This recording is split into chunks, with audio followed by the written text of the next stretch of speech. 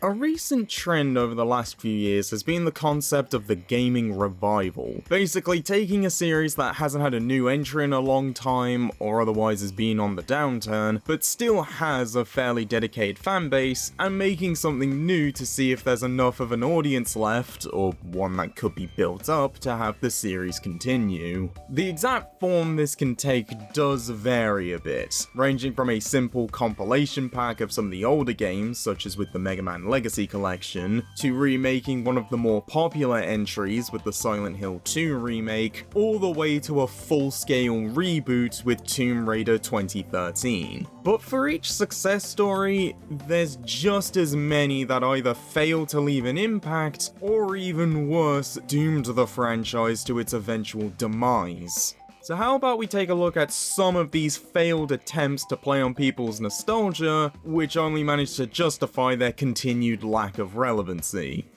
These are the failed gaming revivals.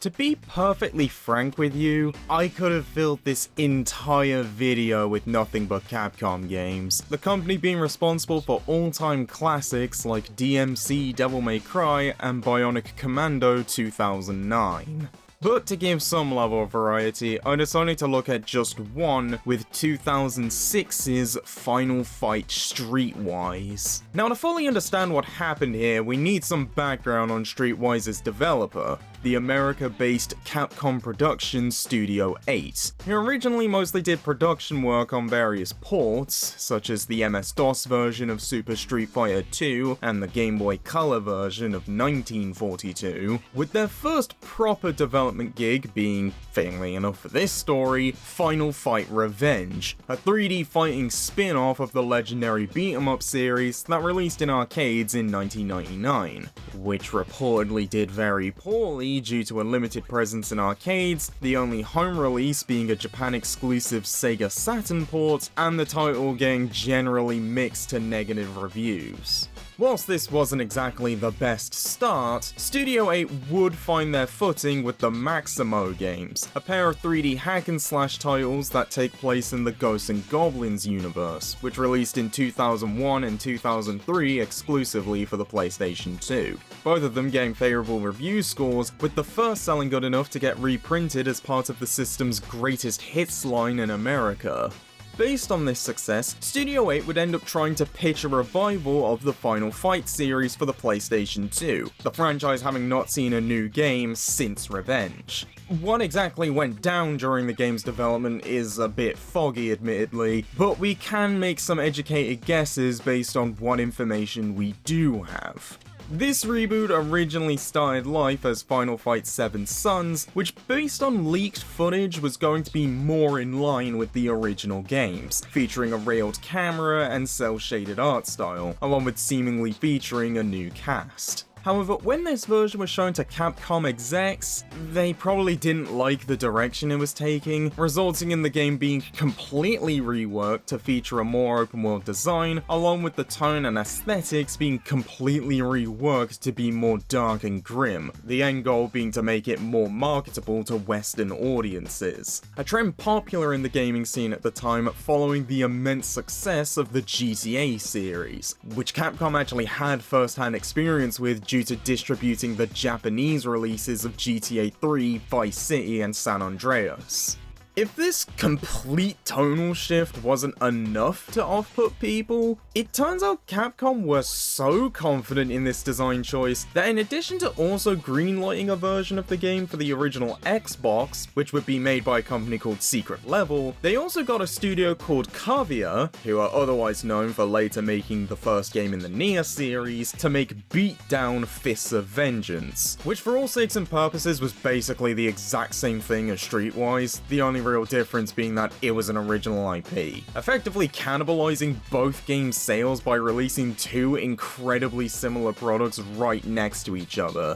at least until Streetwise was delayed from its original release date of winter 2005 to February 2006. both games would end up doing very poorly, getting lackluster sales and overwhelmingly negative reviews, with Streetwise specifically getting some praise for the actual combat, but otherwise was lambasted for its awful camera, dull visuals, and its darker tone being viewed as more overly try-hard and a cynical cash grab than anything else, leading to the game often being regarded as one of the worst reboots of all time, with Studio 8 getting shut down in March 2006, just 1 month after Streetwise came out, the title not even getting a Japanese release. Since then, pretty much the only things done with Final Fight have been various re-releases of the first game, along with some of the cast getting to be playable characters in both Street Fighter and Marvel vs. Capcom. The only hope of a comeback being the success of similar revivals in the genre, such as Streets of Rage 4, River City Girls, and Shredder's Revenge, combined with the fact that Capcom seemed to have finally gone out of their funk of only releasing Street Fighter, Resident Evil, and Monster Hunter. So there's definitely hope for a return, which unfortunately can't be said for some of the other franchises we'll be talking about today.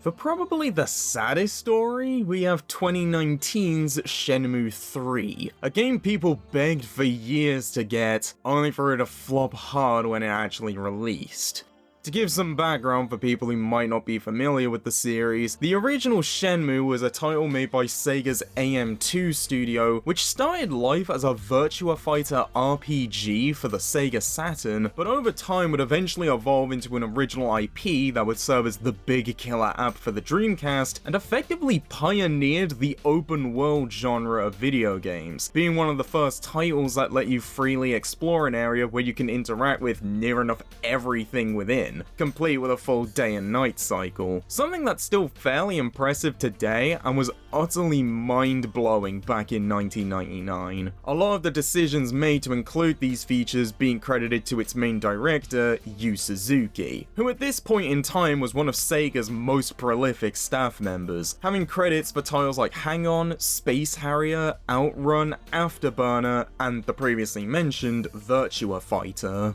Unfortunately, despite the fact that the game saw near universal praise from critics and managed to become the system's third best-selling game with 1.2 million copies sold, Shenmue was a commercial failure. The main reason why being that at the time of its release, it was the most expensive video game ever made, with an estimated budget of $47 million to $70 million.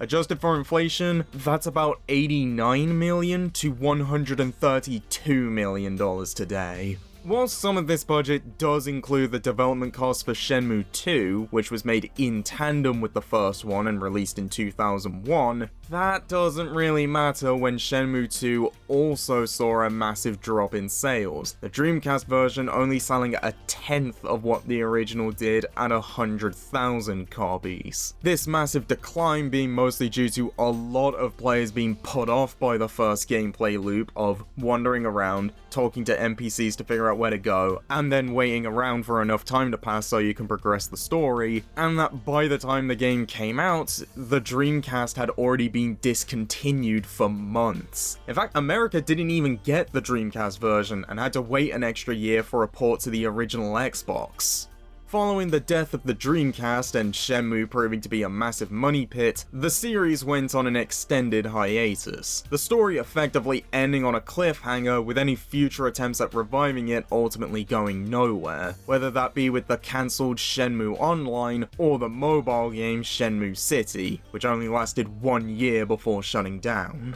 Eventually, Yu Suzuki would leave Sega in 2011 to focus on his own development company, EastNet, and years later, after managing to convince his former employer to license out the IP to him, during Sony's press conference at E3 2015, he came out to announce a Kickstarter campaign for Shenmue III, with plans to release the game on PS4 and PC, with a scheduled release date of December 2017. Fans of the series finally having something to look forward to after over a decade of settling for appearances in crossover games. Shenmue III would end up breaking the records for the fastest Kickstarter project to raise both $1 million and $2 million,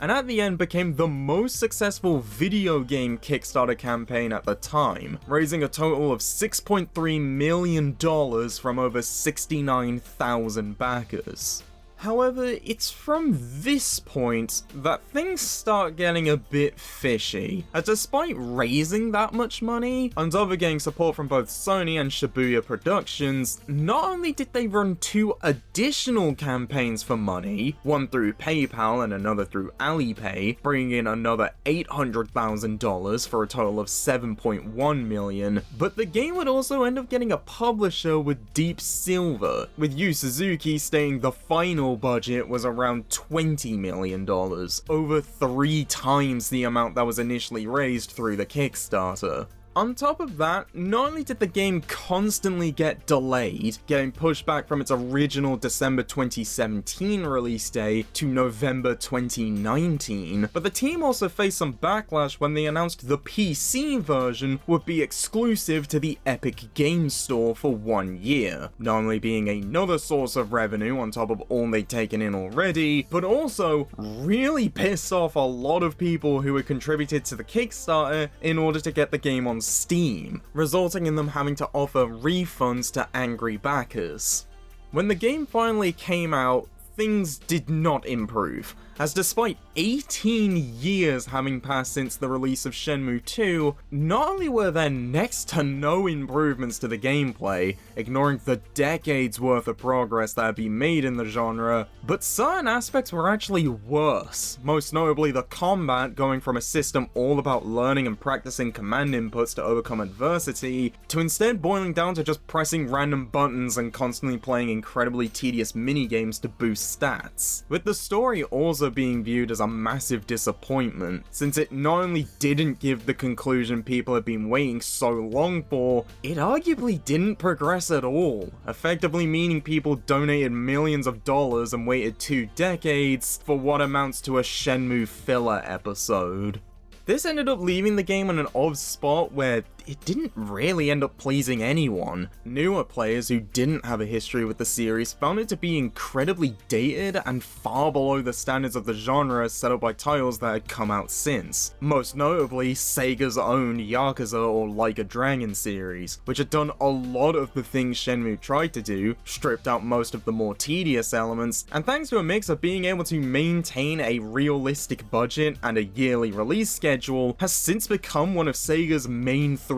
franchises. Meanwhile, older fans were left with an experience that was far less satisfying to play than previous games, and made them feel like they waited decades for a 3rd game, only for Yu Suzuki to turn around and tell them to look forward to a 4th one. And unfortunately, due to the game's incredibly poor performance in the retail market, most likely thanks to most people interested in the game already securing a copy via the Kickstarter, and it overall getting very mixed reviews, the likelihood of a Shenmue 4 is incredibly uncertain, leaving the series with the stigma of being a franchise that could never justify its budget and has aged like milk. Or more crudely, shit Yakuza. Despite this though, the few remaining fans of the series are still holding on to the hope for a new game, with Yu Suzuki still having a fairly good relationship with Sega, if him showing up in a Virtua Fighter Direct is anything to go by. Hopefully if a Shenmue 4 does end up happening, it doesn't take another 20 years and end on a cliffhanger for Shenmue 5.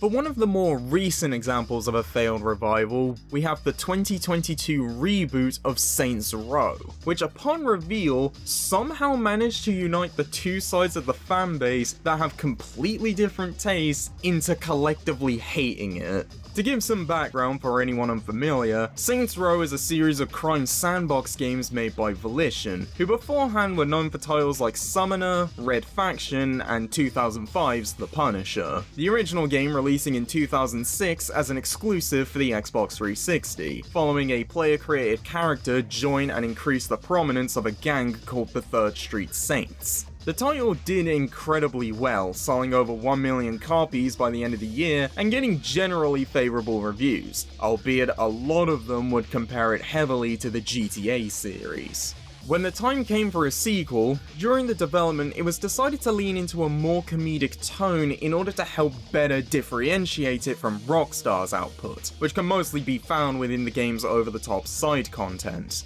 Despite releasing just months after the highly anticipated GTA 4, Saints Row 2 was able to prove that there was more than one franchise that can exist in the genre, reportedly selling over 360,000 copies in the first month and over 3 million copies after 2 years. After this point though, the games would lean more and more on the comedic writing, to the point that it started to just ignore the more serious elements that helped ground the first 2 games, creating a divide in the fanbase between people who liked the mix of serious and stupid in Saints Row 2, and people who reveled in the over-the-top insanity of 3 and 4. The series having evolved from a relatively straightforward story of gang warfare, to one about the United States president having to fight aliens. I think from that last sentence alone, you probably agree that if the series was to continue, it made sense to do a reboot and lower the stakes again. And 8 years after the release of Saints Row 4, Volition revealed this new reboot at Gamescom 2021. Almost immediately, the game saw pushback from longtime fans, as despite teasers suggesting a return to the stylings of the first 2 entries, not only were none of the original cast returning, not even getting new reinventions for the reboot, but based on what was shown, it was completely ditching the gang warfare aspect, with the new main characters coming across as incredibly bland and generic when compared to the personalities present in the original titles, all wrapped up with attempts at comedy that just fell completely flat. If that wasn't bad enough, the social media account for the game would constantly fan the flames of fan outrage by responding to and mocking people who expressed negative thoughts about the game and the direction it was seemingly taken based on the reveal and later trailers. Now, whilst it can be a good thing to stand your ground and stick by your vision, it's not really a good move to directly insult the fans who you're trying to convince to give your game a try, especially the ones who haven't liked anything the series have put out for over a decade.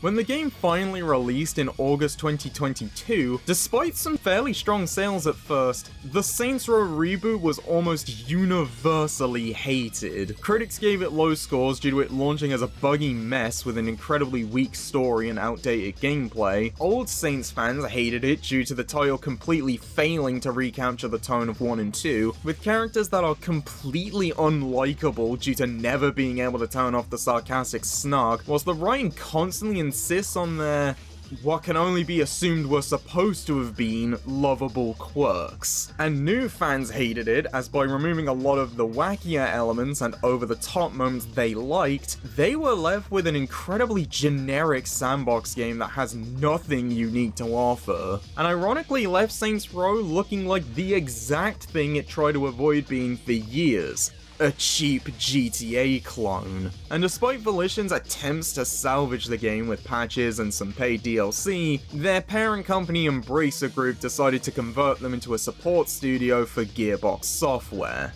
Not too long after, a multi-billion-dollar deal Embracer needed to keep all of its studios running ended up falling through, resulting in them firing a good chunk of their workforce and closing several of their studios due to no longer having the cash in place to keep them going, with Volition being one of these studio closures, shutting down on the 31st of August 2023, around 1 year after the reboot's release. Whilst Volition's closure is definitely more the fault of their parent company being incompetent, it is debatable on whether or not they'd still be around if Saints Row 2022 didn't flop as hard as it did, with there even being various rumors that the company was apparently run fairly poorly, with teams having no clear idea of what they wanted to do, which might go to explain why the game turned out the way it did, with there being no hints that Embracer, or any of the companies it owns, have any intention of continuing the series, meaning it's very likely that the 3rd Street Saints have surrendered their turf for good.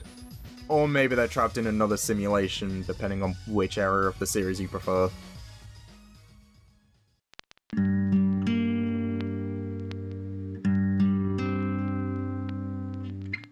our last story of the day, we'll be looking at 2008's Alone in the Dark, the second attempt to revive the influential survivor horror series, which nowadays is usually only talked about as a footnote when discussing the history of Resident Evil. For the short version of the history lesson, the original Alone in the Dark released for PC in 1992 and was developed by Infogrames, who are mostly known for being the company that eventually bought and rebranded themselves to Atari, with the game often being cited as one of the earliest examples of what we now think of as the survival horror genre, with fixed camera angles, a showcase of 3D graphics, and a general incentive to run away from enemies instead of fighting them head-on. However, despite how revolutionary it was for the time, along with getting 2 sequels in 93 and 95, the series would soon be forgotten thanks to the existence of various more popular franchises that took inspiration from it, the most famous and obvious of these being the original Resident Evil, as mentioned earlier. And whilst there was an attempt to revive the series in 2001 with Alone in the Dark: The New Nightmare, it didn't really lead to anything, despite a positive reception from critics and good sales.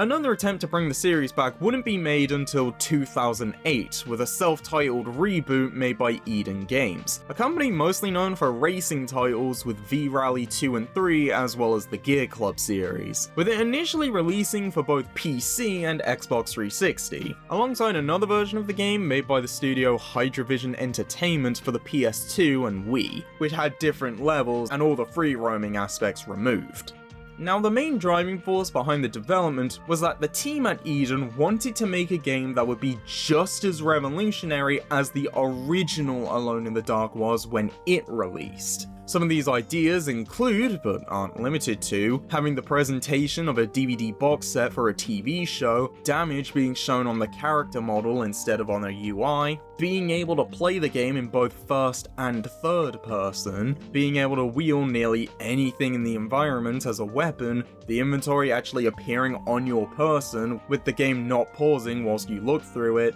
as well as fire that could generate in real time, spread to certain environmental objects, and be extinguished. Unfortunately, while some of the concepts sound pretty cool on paper, in execution, pretty much the only one that worked out in the end was the fire, which was genuinely pretty impressive, and one of the few things that even the game's most avid haters will admit was done very well, both in terms of presentation and how it's used within the game.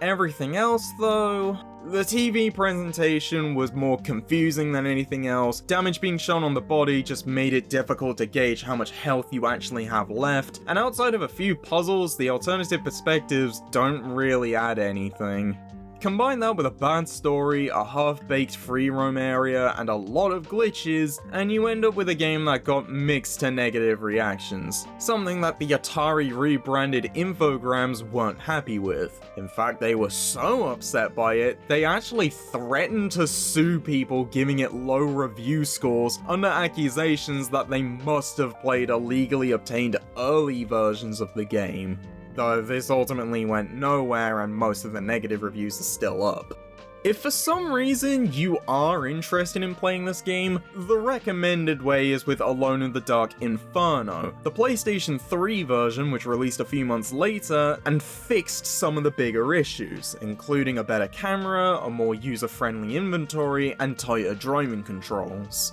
Also, if this mess wasn't embarrassing enough, there are actually another 2 attempts to revive Alone in the Dark after, with 2015's Alone in the Dark Illumination, a, frankly speaking, really shit co-op game which requires you be in the light to kill enemies, meaning, despite the title, you are neither alone or in the dark, as well as 2024's Alone in the Dark, which is so far the only entry made after the IP was sold to THQ Nordic, and thanks to a combination of mixed reviews and not meeting the sales expectations of THQ's parent company, the previously mentioned Embracer Group, it ended up causing the closure of its developer, Pieces Interactive. So overall, that's 4 attempts at trying to revive this series, and not only has it ultimately failed every time, but the end results have arguably gotten worse with each entry. I don't think we're going to top that, so to close us out today,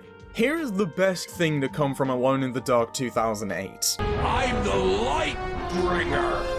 I'm the fucking universe!